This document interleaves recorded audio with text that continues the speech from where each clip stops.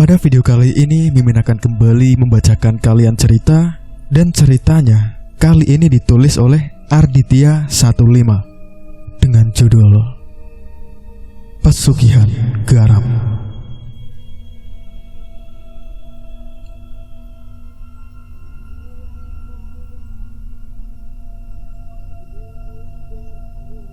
Cerita ini berasal dari tanah Kalimantan karena yang bersangkutan merupakan penjual bakso di Bontang, Kalimantan, tetapi beliau merupakan asli orang Jawa Timur dan sering pulang kampung ke tanah Jawa. Sebut saja Pak Randy, merupakan warga kampung yang masih satu wilayah dengan Pak Moko. Cerita penglaris bakso yang sebelumnya, dia merantau ke tanah Kalimantan bersama keluarga kecilnya Bu Isti, istrinya. Reina anaknya yang berumur 5 tahun dan Reini yang berusia 3 tahun. Reina dan Reini memiliki badan yang kurang sehat dari kecil sehingga membuatnya sering keluar masuk rumah sakit dan membuat Pak Randy kewalahan untuk masalah biaya karena ekonominya juga pas-pasan. Sampai pada akhirnya Reina harus dirujuk ke rumah sakit untuk yang kesekian kali. Dokter bertemu dengan kedua orang tua Reina dan memberitahukan bahwa Reina harus segera melakukan operasi. Setelah itu akan ada masa pemulihan yang harus dilakukannya dan semua itu membutuhkan biaya yang tidak sedikit. Pak Randy yang mendengar hal itu menegaskan kepada sang dokter bahwa ia akan membayar berapapun, yang terpenting anaknya selamat. Dokter pun hanya tersenyum dan menyarankannya untuk segera melakukan administrasi pembayaran agar Reina bisa dijadwalkan untuk waktu operasinya. Di situ Bu Isti hanya terduduk lemas ketika dokter tersebut pergi meninggalkan mereka. Pak Randy pun memegang pundak sang istri dan meyakinkan bahwa ia akan mencari uang tersebut demi Reina apapun caranya. Dia akan mendapatkannya. Sang istri seketika mengeluarkan air mata sambil terseduh-seduh memeluk sang suami. Pak Randy pun menghampiri bagian administrasi untuk menanyakan berapa total biaya yang harus dia bayar agar anaknya bisa dijadwalkan untuk operasi. Setelah mengetahuinya, Pak Randy pun langsung pergi dari rumah sakit. Pak Randy menelpon semua saudara yang berada di Jawa, tapi tidak ada seorang pun yang bisa menolongnya. Pak Randy datang ke rumah teman, bahkan ke rumah sahabatnya yang berada di Kalimantan, tetapi sama saja tidak ada yang bisa menolongnya. Hanya ada satu orang yang bersedia membantu beliau, yaitu Pak Wawan. Tetapi Pak Wawan hanya bisa membantu dengan nominal yang tidak seberapa, dan Pak Randy tak tega menerima uluran tangan dari sahabatnya yang tidak seberapa itu, karena sahabatnya terbilang orang yang pas-pasan dan memberikan segala yang dia punya untuk kesembuhan Reina. Pak Randy menitikkan air mata haru akan kebaikan temannya tersebut. Pak Randy menerima bantuan uang yang diberikan oleh Pak Wawan, tetapi Pak Randy mengembalikan bantuan dalam bentuk surat tanah dan BPKB motornya milik Pak Wawan. Karena Pak Randy tak tega untuk menggadaikan barang-barang sahabatnya itu. Akhirnya Pak Randy memutuskan untuk menjual tanah yang berada di Jawa dengan harga murah demi anak kesayangannya, Reina. Sudut pandang Pak Randy dihantui menjadi aku. Akhirnya operasi pun selesai dilakukan oleh dokter, tapi Reina masih membutuhkan banyak biaya untuk masa pemulihannya setelah operasi dan membuat Pak Randy harus ekstra keras bekerja untuk mendapatkan pundi-pundi uang demi kesehatan Reina. Aku setiap hari berjualan bakso, berkeliling, sedangkan sang istri menemani anaknya di rumah sakit dengan membawa Reini. Malam ini baksonya habis terjual dan akan segera pulang ke rumah untuk mengembalikan gerobaknya dan pergi ke rumah sakit untuk menemukan istri dan anaknya. Ketika dia sedang di jalan hendak ke rumah sakit, dia melewati sebuah pemakaman yang sangat luas. Tiba-tiba semua bulu halus yang berada di badannya berdiri. Seketika aku mendengar suara seperti ada orang yang mencangkul tanah, dan terdengar suara orang yang sedang bernafas terengah-engah diselingi suara tanah yang sedang digali. Aku terdiam sejenak, memastikan suara apa itu. Aku menoleh ke kanan dan ke kiri untuk mencari sumber suara, tetapi aku tidak dapat menemukannya. Aku pun penasaran, sangat penasaran, dan mencoba mencari asal suara tersebut. Aku mengendap dan mengintip. Ternyata ada sebuah kuburan baru yang sedang digali oleh seseorang. Tapi aku tidak bisa melihat orang yang sedang menggalinya, karena orang tersebut berada di dalam kuburan. Ketika orang itu berdiri dan membalikkan badannya, aku mengenal wajah itu. Itu adalah Pak Rusman. Iya, itu Pak Rusman. Aku pernah bertemu dengannya di tempat penggilingan bakso. Dia adalah pemilik kios bakso yang besar, dan baksonya sudah memiliki banyak cabang. Aku mengamati dengan seksama, dan ketika dia naik dari kuburan tersebut, aku melihat tangannya memasukkan sesuatu ke dalam saku celananya. Tapi karena dia terburu-buru memasukkannya, terlihat ada sesuatu yang menggantung di saku celananya, seperti tali berwarna putih. Tali berwarna putih di kuburan. Sebentar, itu bukan tali biasa, tapi itu seperti tali pocong. Iya, itu tali pocong, ucapku dalam hati dengan mata terbelalak kaget ketika Pak Rusman sudah berdiri dan sedang mencoba mengubur kembali makam itu. Aku mendekati dan memanggil namanya. Pak Rusman, Bapak sedang apa di kuburan? Tanyaku kepadanya. Sontak dia kaget. Pak Rusman menoleh ke arahku. Dia terjatuh terduduk di tanah. Pak Rusman karena kaget, aksinya diketahui olehku. Hal itu merupakan sebuah pantangan dalam ritualnya.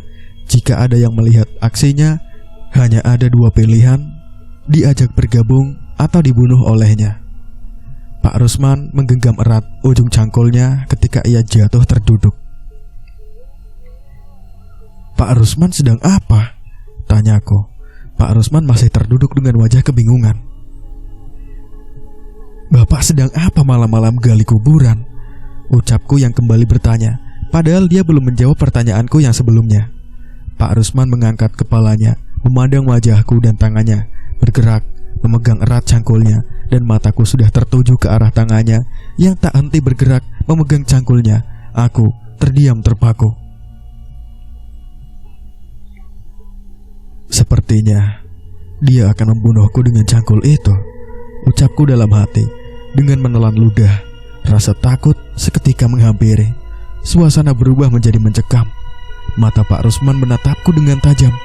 Sayup-sayup aku mendengar ada suara orang berbicara dari kejauhan, membuat Pak Rusman dan aku mengalihkan pandangan mata dan fokus mendengarkan suara yang terdengar samar. Pak Rusman langsung berdiri, dan dengan terburu-buru ia merapikan tanah kuburan yang sudah berantakan untuk segera merapikan dan berteriak pelan kepadaku untuk membantunya.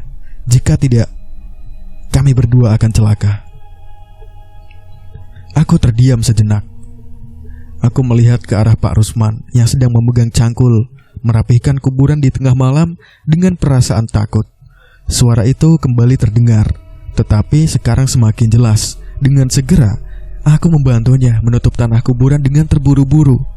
Setelah itu kami pergi bersama-sama, meninggalkan makam tersebut menuju mobilnya yang tersembunyi di ujung jalan dekat perumahan warga. Dia mengajakku masuk ke dalam mobil.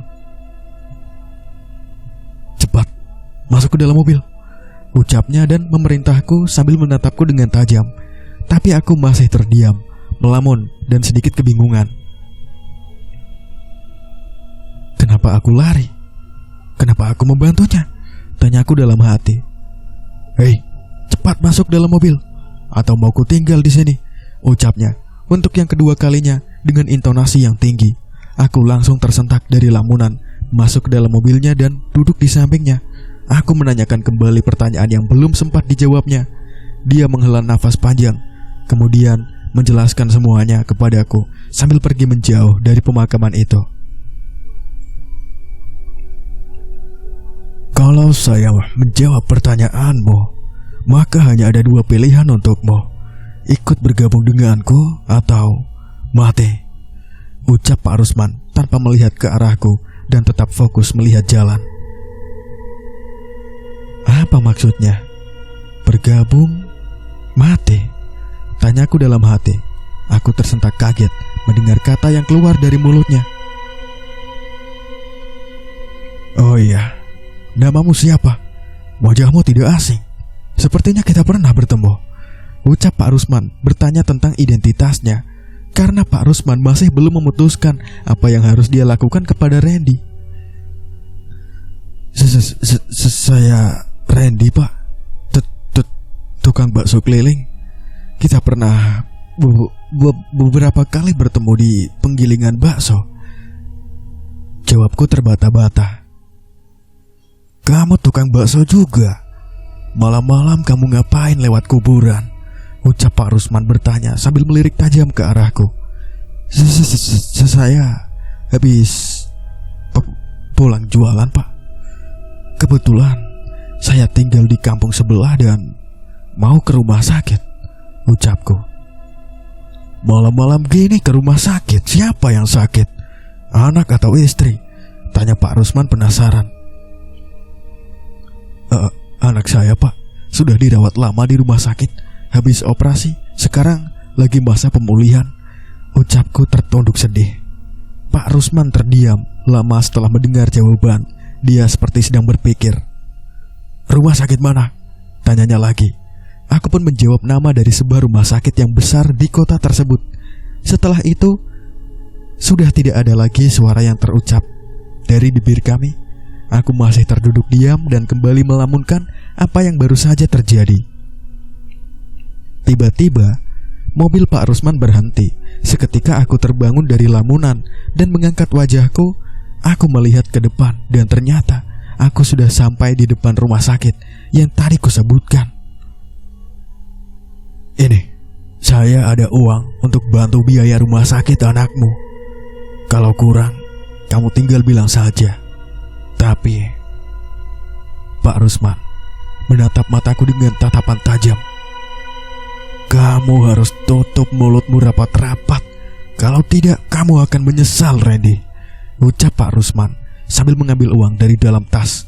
Uang itu dimasukkan ke dalam plastik hitam dan diberikan kepadaku. Aku terdiam tak percaya melihat uang sebanyak itu diberikan kepadaku. Randy, kamu dengar gak apa yang saya bicarakan? Ucap Pak Rusman dengan kesal karena aku tetap terdiam melihat ke arah uang itu. Iya, Pak. Terima kasih banyak. Saya pasti akan ganti uang Bapak. Saya akan lakukan apapun agar bisa membayar hutang ini sampai lunas, Pak. Jawabku spontan sambil mengeluarkan air mata dan masih melihat plastik hitam yang sudah ada di tanganku. Pak Rusman menepuk pundakku. Ya sudah, sana kamu bereskan urusan dengan rumah sakit. Saya doakan anakmu cepat sembuh. Jangan pikirkan yang lain, fokus ke anakmu, ucap Pak Rusman dengan suara melemah kepadaku. Aku mengangkat kepala untuk melihatnya dan mengangguk-anggukan kepala. Lalu buru-buru keluar dari mobilnya dan berlari kecil masuk ke dalam rumah sakit, menuju ke bagian kasir untuk melunasi semua pembayaran. Pak Rusman yang melihatku buru-buru keluar dan berlari menuju kasir hanya tersenyum-senyum di bibir Pak Rusman mengembang ketika aku mengeluarkan uang dari plastik hitam tersebut di depan kasir. Setelah itu dia pun pergi meninggalkan rumah sakit. Aku sangat bersyukur karena uang yang diberikan Pak Rusman bisa melunasi semua biaya perawatan serta pemulihan anakku. 2 minggu kemudian anakku diperbolehkan pulang ke rumah. Kami sekeluarga sangat bahagia sekali. Di saat kami bersiap-siap untuk pulang, kulihat ada seseorang masuk ke dalam ruangan ini dan menghampiri kami yang sedang berkemas-kemas. Tak kusangka itu adalah Pak Rusman. Ia datang menjenguk anakku. Pak Randy sekeluarga sudah siap-siap mau pulang nih, tanya Pak Rusman sambil tersenyum, kemudian melirik ke papan yang berada di depan ranjang. Reina sudah sembuh, tanya Pak Rusman. Mengalihkan perhatiannya ke Reina hanya membalas pertanyaan itu dengan senyuman. Seketika dunia berhenti melihat senyum indah anakku dari bibirnya. Iya, Pak, jawab istriku sambil tersenyum. Tapi aku tahu kalau dia bingung akan kehadiran Pak Rusman karena dia tak mengenal Pak Rusman. Maaf, Bapak ini siapa ya?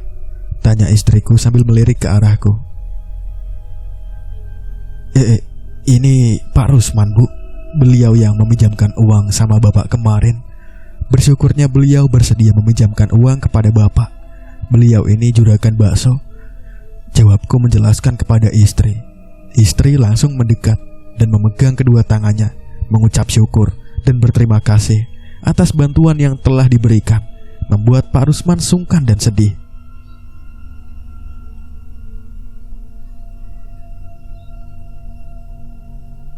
Gak apa-apa, Bu. Selama saya masih bisa bantu, saya akan membantu, ucap Pak Rusman.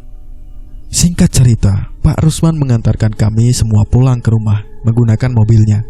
Mobil yang kutumpangi kali ini berbeda dengan mobil yang aku tumpangi malam itu. Sesampainya di rumah, Pak Rusman duduk di depan rumahku. Setelah itu aku menyuguhkan minuman dan makanan kecil dan ikut duduk di sampingnya. Terima kasih banyak, Pak, atas bantuannya. Saya benar-benar bersyukur karena Bapak, anak saya bisa kembali sehat. Terima kasih ya, Pak, ucapku. Ya sudah, yang penting Raina sudah sembuh sekarang, jawabnya dengan singkat. Saya akan ganti semua uang Bapak, bagaimanapun caranya, Pak, ucap Pak Randy menambahkan. Pak Rusman menyunggingkan bibirnya mendengar ucapan dari Pak Randy. Besok kamu bisa datang ke rumah saya. Ada hal yang perlu saya bicarakan dengan Pak Randy, ucapnya sambil mengeluarkan sebuah kertas kecil. Itu adalah sebuah kartu nama. Dia memberikannya kepadaku. Aku pun melihat dan membacanya. Terdapat nama dan alamat di dalam kartu nama itu. Besok pagi jam 10 saya tunggu di rumah, ucapnya sambil meletakkan sejumlah uang di meja, diselipkan antara gelas dan makanan. Kemudian dia berdiri dan pergi menuju mobilnya. Keesokan harinya, aku pergi ke rumah Pak Rusman menghampiri alamat yang berada di kartu nama tersebut. Aku terkejut dan takjub melihat rumah Pak Rusman yang megah dan besar. Pak Rusman menyambutku dengan hangat. Kemudian dia mengajakku ke halaman belakang rumahnya yang luas. Begini Pak Randy, mengenai hutang yang kemarin, saya akan menganggapnya lunas jika kamu mau melakukan sesuatu untukku, ucap Pak Rusman yang memandang lurus ke depan. Saya harus melakukan apa, Pak? Tanyaku dengan wajah penuh kebingungan. Setelah saya menjelaskan semuanya kepadamu, maka kamu tidak akan bisa kembali jika tidak kamu akan mati, ucap Pak Rusman dengan raut wajah yang serius. Aku terkejut mendengarnya. Aku mematung terdiam membisu dengan raut wajah kebingungan.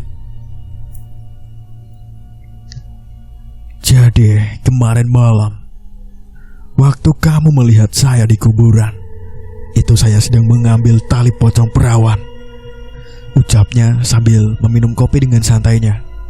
Aku yang mendengarnya sempat kaget.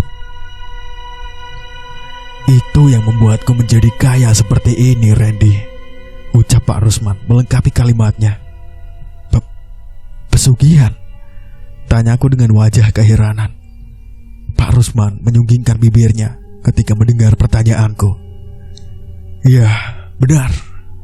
Saya menggunakan pesugihan agar bakso saya laris dan membuat saya menjadi kaya raya seperti ini.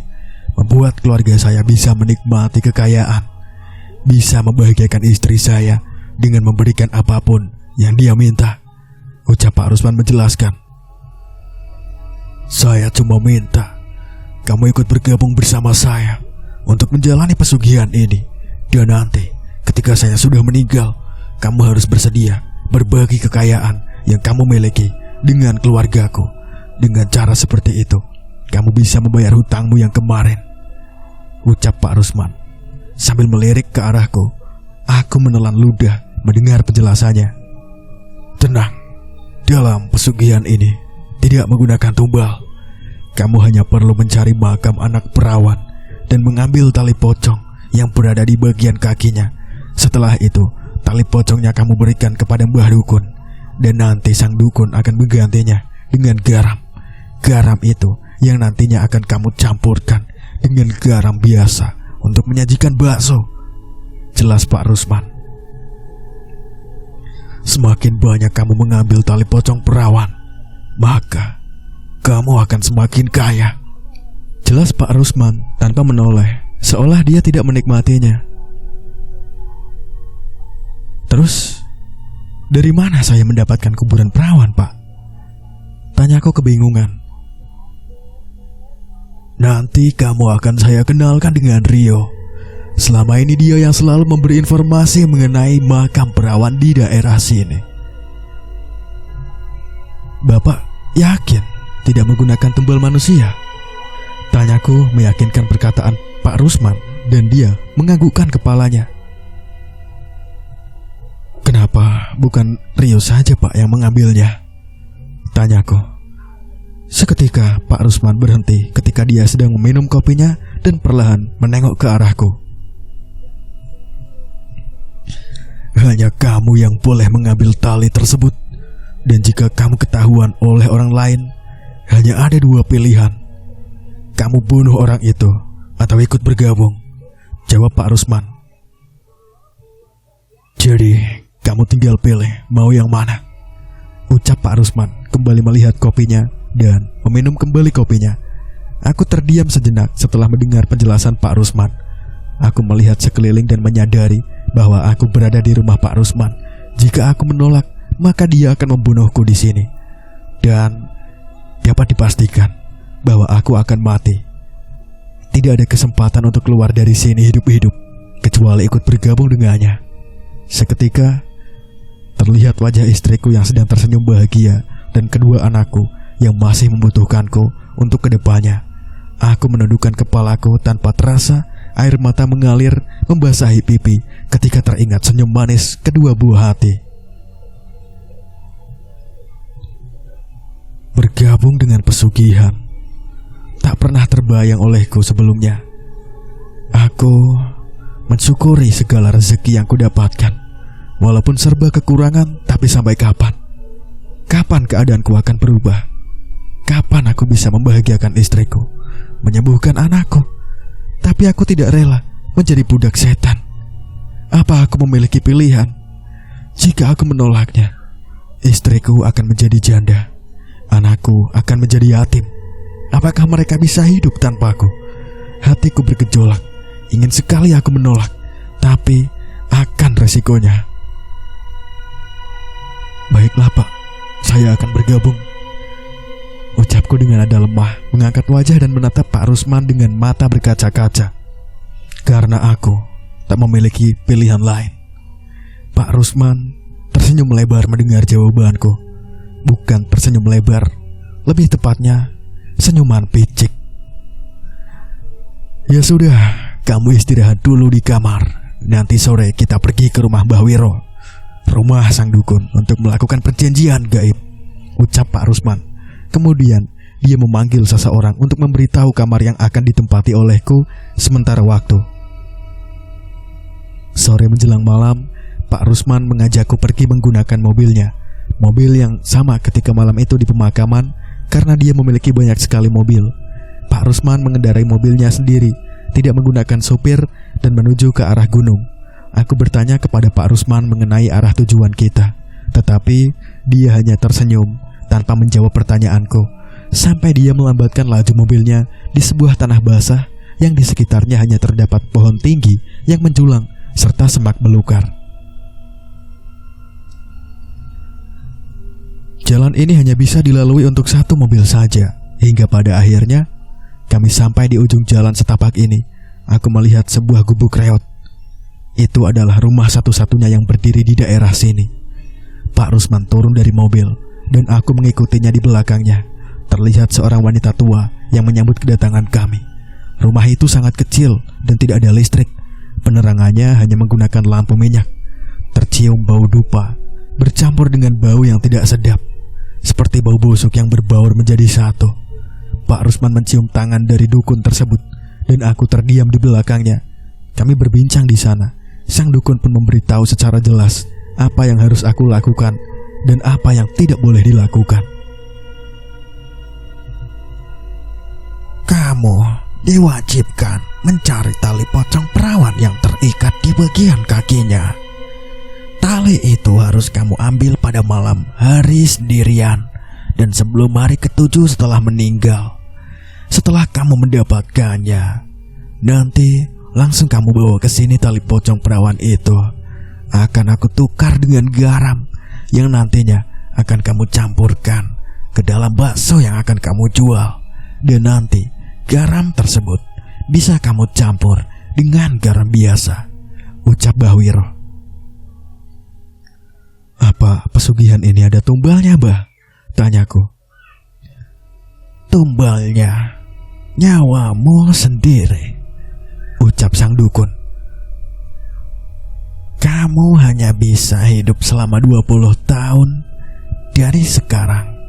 Setelahnya kamu akan meninggal, dan setelahnya kamu harus mengabdi di kerajaannya, ucap sang dukun. Aku hanya terdiam mendengar penjelasan dari sang dukun. Tadi Pak Rusman mengatakan tidak ada tumbal. Kenapa sekarang tumbalnya diri sendiri? Tanyaku dalam hati. Bahwiro memandangku dengan pandangan yang mengintimidasi, seolah dia mengetahui bahwa aku merasa ragu. Perjanjian yang sudah dibuat tidak bisa dibatalkan apapun yang terjadi, ucap sang dukun dengan mata melotot dan mendekatkan wajahnya ke wajahku. Seketika bulu kuduk di badanku berdiri. Mbah-mbah sangat menakutkan, ditambah bau mulutnya sangat busuk hingga membuatku mual. Aku pun mengangguk perlahan. Setelah itu kami pulang.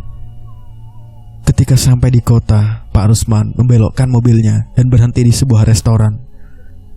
Kami duduk berdua menunggu pesanan kami, hingga tiba-tiba datang seorang laki-laki muda, usianya sekitar belasan tahun dengan penampilan yang berantakan, dan dia mengenalkan dirinya dengan nama Rio. Dia adalah orang yang memberikan informasi kepada Pak Rusman jika ada anak perawan yang meninggal dengan imbalan uang sebesar 5 juta untuk satu informasi.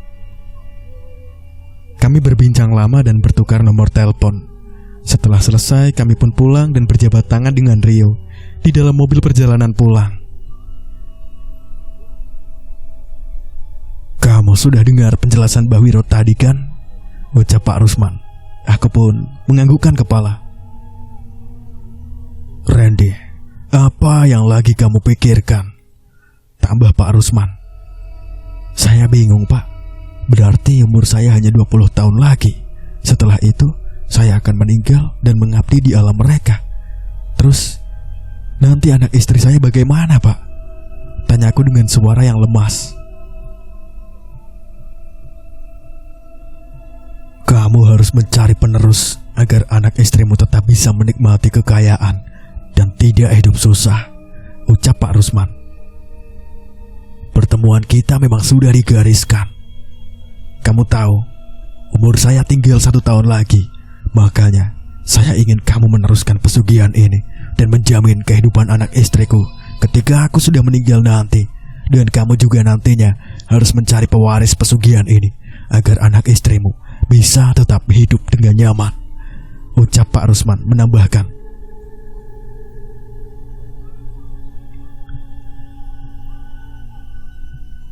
Sebenarnya saya bisa mewariskannya kepada anak saya, tapi Pak Rusman terdiam beberapa saat. Dia menghembuskan nafas dengan berat. Saya tidak tega jika anakku harus menjadi budak di alam gaib.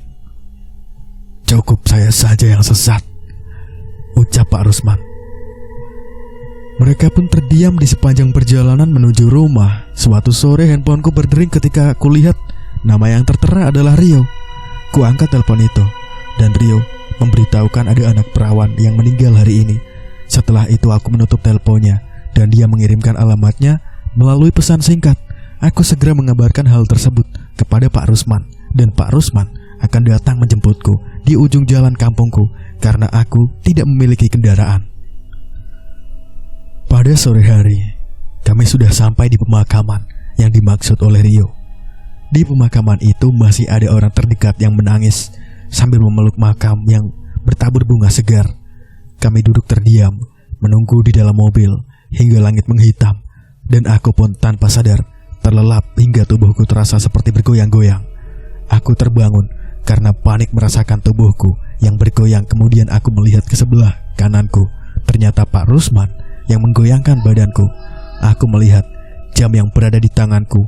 Waktu sudah menunjukkan pukul 11.40 tengah malam. Pak Rusman mengajakku keluar dari mobil dan berjalan ke arah belakang mobilnya. Aku langsung mengikuti langkah kakinya. Malam ini kamu yang akan ambil tali pocongnya. Kita gali sama-sama. Tapi ingat, ini adalah pertama kalinya kamu mengambil tali pocong perawan. Tidak akan semudah seperti yang kamu bayangkan. Dan nanti pasti akan ada cobaannya. Tapi kamu jangan lari. Kamu harus kuatkan hatimu, ucap Pak Rusman sambil menarik ke arah leher bajuku dengan mata yang melotot, memberiku sebuah peringatan. Apapun yang terjadi tidak boleh gagal. Jika gagal, nyawamu yang akan menjadi taruhannya. Apa maksudnya? Tanyaku dalam hati. Aku bingung mendengar penjelasan Pak Rusman dan ada perasaan takut ketika dia mengucapkan kata tidak boleh gagal. Keraguan itu muncul kembali. Bukan hanya kau yang akan menjadi korban, anakmu dan istrimu juga akan menjadi korban jika kau gagal malam ini, ucapnya yang membuatku tercengang kaget. Kenapa anak istriku yang selalu dibawa-bawa? Ucapku dengan kesal dalam hati. Sambil memejamkan mata, kakiku melangkah meninggalkan Pak Rusman yang mencemaskan. Sesampainya di pemakaman, aku melihat ada banyak bunga dan sebingkai foto di depan batu nisannya. Terlihat seorang gadis sedang tersenyum lebar menatap kamera, tapi rasanya seperti sedang menatapku. Matanya sipit hingga tidak terlihat. Ada tai lalat yang terletak di bawah bibirnya, membuat senyumnya menjadi semakin manis dan membuatku tersenyum. Senyumnya manis, ucapku pelan. Kemudian aku mengalihkan pandangan ke arah tulisan yang ada di batu nisan tersebut. Seketika Pak Rusman menepuk pundakku dan membuatku tersentak kaget. Gak usah dibaca, langsung gali saja biar cepat selesai, cepat pulang, ucap Pak Rusman menghantamkan cangkulnya ke tanah. Sampai akhirnya cangkulku menghantam sesuatu yang keras. Itu bapaknya, ayo cepetan biar kita cepat selesai, ucapnya. Mendengar suara cangkulku yang menghantam sesuatu, aku semakin bersemangat karena akhirnya pekerjaan berat ini hampir selesai. Tangan rasanya sangat lelah. Papan kayu sudah terlihat. Pak Rusman naik ke atas dan aku berjongkok untuk membuka papan kayu tersebut. Ketika aku membuka papan kayu, aku merasakan semilir angin dari arah belakang. Seketika aku langsung refleks melihat ke belakang. Sudah, jangan dihiraukan, Reddy, ucap Pak Rusman dari atas. Aku pun menoleh ke atas, melihat Pak Rusman, dan betapa terkejut ketika melihat ada sesosok wanita berada di samping Pak Rusman. Wanita itu seperti berada di pundak Pak Rusman. Wanita itu tidak menyeramkan, hanya saja wajahnya yang putih pucat. Aku pun segera berdiri, ingin memastikan sosok wanita yang berada di belakang Pak Rusman. Tapi ketika aku berdiri, dengan gerakan cepat, aku mundur ke belakang, terkaget. Badanku kaku seperti batu, mataku melotot ketakutan, sampai membuatku lupa bagaimana caranya bernafas. Aku tak bisa bernafas, membuat Pak Rusman segera turun dan menghampiriku.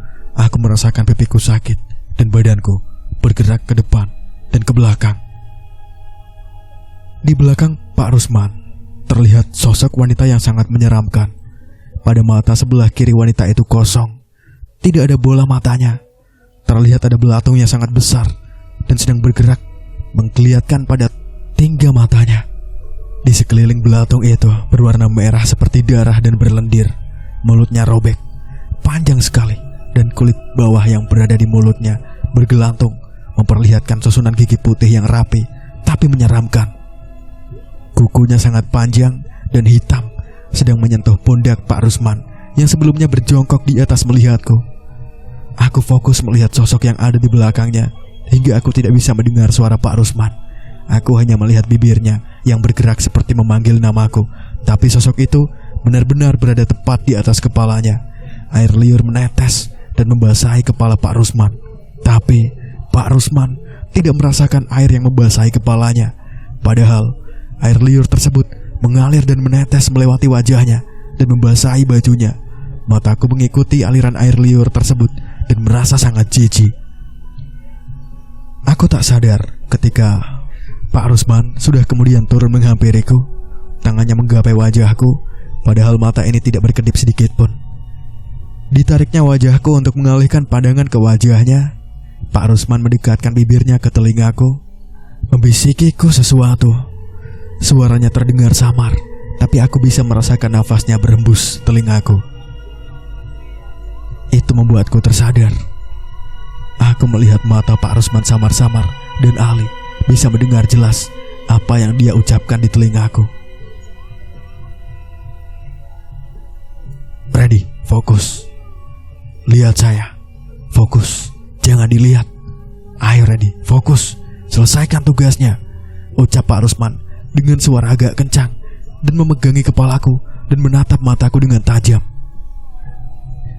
Kesadaranku sudah kembali, begitu juga dengan pendengaranku.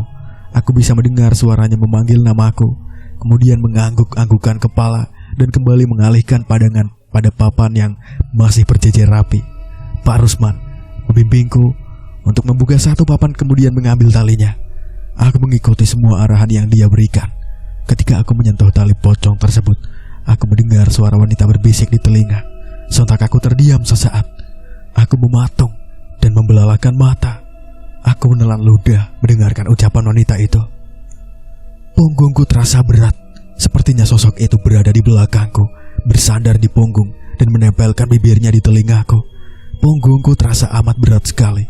Aku bisa merasakan hembusan angin. Bukan, itu bukan hembusan angin, melainkan suara nafas. Ya, itu suara nafas. Dengan bau yang sangat busuk, membuatku terbatuk dan memuntahkan isi perutku seketika. Pak Rusman kembali menepuk-nepuk untuk menyadarkanku. Ready, cepat ambil tali itu, ucap Pak Rusman dengan wajah kepalanya. Aku mengusap mulutku, membersihkan sisa muntahan dari mulutku menggunakan tangan, kemudian mengelap tanganku pada celana. Aku kembali melihat tali itu dan memegangnya. Ketika aku hendak membuka ikatannya, aku mendengar suara wanita memanggil namaku dengan sangat pelan, diakhiri dengan suara tawa yang melengking. Aku menghiraukan suara itu dan segera melepas talinya. Setelah itu, aku segera berdiri dan memutar badan. Ketika aku memutar badan, aku melihat wanita yang tadi kulihat, tetapi kali ini wajah cantiknya terlihat mengerikan. Matanya melotot seperti akan lepas, dan di lehernya terdapat bekas goresan panjang dengan darah yang mengalir. Sepertinya dia meninggal karena lehernya digorok oleh seseorang. Aku yang ngeri melihatnya. Gorman leher itu sangat menyeramkan. Matanya sangat menakutkan. Sosok itu melayang, menembus badanku, kemudian menghilang. Pak Rusman mengulurkan tangannya padaku, membantuku agar dengan mudah naik ke atas dan membantunya menutup kuburan itu. Setelah tertutup kembali, kami berdua kembali ke mobil. Kamu pasti melihat sosok wanita yang berada di atasku, ucap Pak Rusman dengan pandangan lurus ke depan sambil memegang kendali pada mobilnya. Aku tersentak kaget kemudian terdiam. Aku menelan ludah terheran. Kok Bapak tahu, ucapku. Aku juga melihatnya ketika aku mengambil tali pocong untuk yang pertama kalinya. Kamu kira aku orang pertama yang melakukan pesugihan ini, ucap Pak Rusman sambil menyunggingkan bibir. Tersirat perasaan jijik dari ucapan Pak Rusman.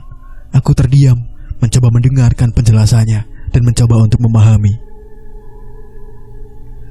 Dulu aku pernah berada di posisimu, Randy, dan kau suatu saat nanti akan berada di posisiku, ucapnya melirik sedih melihatku. Maksudnya, Pak?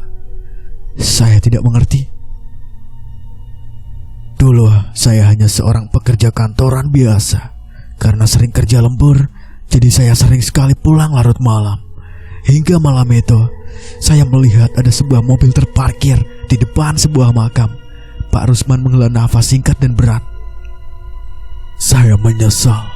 Kenapa malam itu saya menghampiri mobil itu dan mencari pemilik dari mobil itu.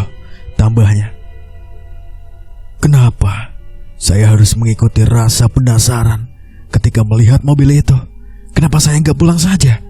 Ucapnya dengan wajah penuh dengan penyesalan. Pak Rusman kembali terdiam. Karena hal itu membuat saya harus membayarnya dengan hidup saya. Dan saya sekarang sudah di akhir hayat. Tambahnya dengan kepala menunduk. Suaranya terdengar lemas. Pak Rusman kembali menarik nafas dengan berat, seolah dia membutuhkan tenaga untuk menyelesaikan ceritanya.